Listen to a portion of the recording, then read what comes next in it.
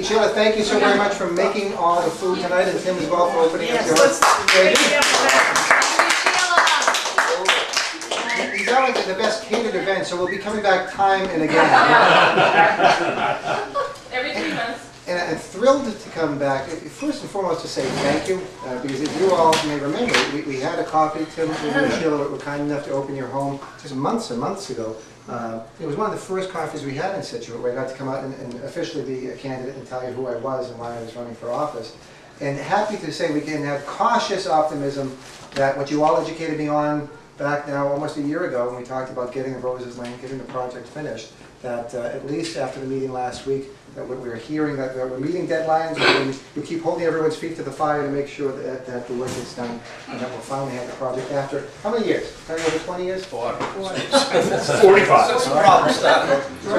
Ross, long before you were born, and I guess 1965. Was it really? Whatever it was, yeah. All right. I was born in '65. I was born in '66. I wanted to come out and talk. One is to say thank you. This has been the greatest job and the greatest honor I've had in my life, to be able every day to be able to help people, try to take votes that we know in very difficult times. There are a lot of challenges that each of us are going to be facing. And here to say tonight that we've had a number of successes in 6 months that make me very proud, but I want to be able to share it with you. And as we know, no surprise with the global economic meltdown that we've had, that the state is going to be doing less. And many people, over the 6 months since I came in, people were saying we need someone to go up there and maybe get a fresh perspective on what kind of reforms can be done, what kind of measures we can take to make sure that we're giving services to our towns that we all care deeply about, that we're doing things that protect people who work very long and hard, who deserve to have a comfortable retirement, but just showing where we're marshaling resources. So a few things I want to mention. Right from the get-go, when I was sworn in and I was elected to be the president of our class. We have a class of freshmen who are a wonderful group of people. And by the way, we have 53 new representatives who have been elected in the last 3 years, who are folks who respond just as you do. Every day you read in the paper, seeing something that's happening that clearly needs to be addressed as a reform. We've got a great group of folks who are acting every day in the public's best interest. We've done, just in the last few months, we did pension reform, which, how many of you were reading about any of those issues in the paper? I have to stress, 85% of the people who work for state government, we're talking about the AG's office, right? People who work in state government work incredibly hard. They don't get paid a tremendous salary. They do it because they love public service. They do it for the hope at the end of having a decent pension. But the average pension for someone who works in state government and retiring right now, the average pension is $24,000 a year. The average pension for someone who's been a person working in Scituate, working for town government, their average pension is $18,000 a year. So on the pension reform, the first three things we talked about, it wasn't those folks that we were always so upset about trying to make reforms. It was people who frankly abused the system. And it was people who you read about, folks who would work 1 day of service. The former speaker, DeMacy, worked less than 3 weeks there, was trying to get a year of service. That's wrong. We've eliminated that. People who wanted to enhance their pension by getting credit for volunteer service. There was a gentleman who wanted 18 more years of service for being a volunteer as a library trustee. That was eliminated.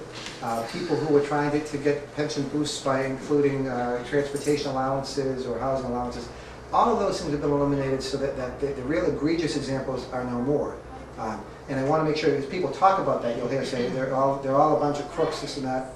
You can be saying, look, you've heard firsthand from me that we've had that kind of reform, and we're spending money effectively. The other is transportation reform. I know we were talking about different issues before, and transportation reform, for all of us here in the South Shore, for the most part, we rely on our regular driving, our regular cars. But for Greenbush, for others, the T right now is a $130 million deficit every single year. And in order for us to be able to make sure as a commonwealth that we provide the people who need to be able to get in and out of Boston for work, we need to make sure that that's going to be done in a manner that's spending money wisely and effectively. What we just passed not that long ago, to get rid of duplicative services. There are 5 different agencies that are all doing transportation, serving one capacity or another. We've created one super mega transportation agency that John Bowes here works for that's going to oversee. The Turnpike has been melded into it. For the MBTA, MBTA now is going to have a different oversight, a different board to try to hope that we can squeeze the best savings out of those important services possible. We did things like making sure on that side that people who have worked for the T used to be able to retire at age 45. And that, at one point in time when we were living for younger years, all of us now are going to live to be 100, right? Oh, yeah. Any luck. That's it. So we're trying to make sure that folks now, in a way of making sure things are sustainable, people can't retire till age 55. So a combination of merging duplicative services, making sure that we're going to look at ways of doing the kind of things that John Bowes here does, which is information technology to do savings, but also to make sure that we're going to save on retirement issues there have been saved. The final thing I want to talk about is ethics reform. Is that clearly, being, I am now seeing, have now been there 6 months, every single time I do a citation or do a presentation, which can be like twice a week, whenever I read off that's signed by the Speaker of the House, people start to giggle.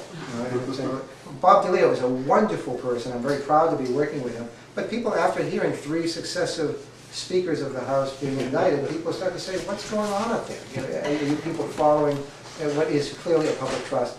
And we all should be extremely angry when someone violates public trust. When I saw you guys, I remember it was the whole thing of Senator Wilkerson, pictures of her stuffing money in her bra. Right. You know, for weeks I was knocking doors, and finally I had to have a joke answer, because people would say, are we going to see pictures of you stuffing money in a bra? And I have to say, luckily I don't own a bra.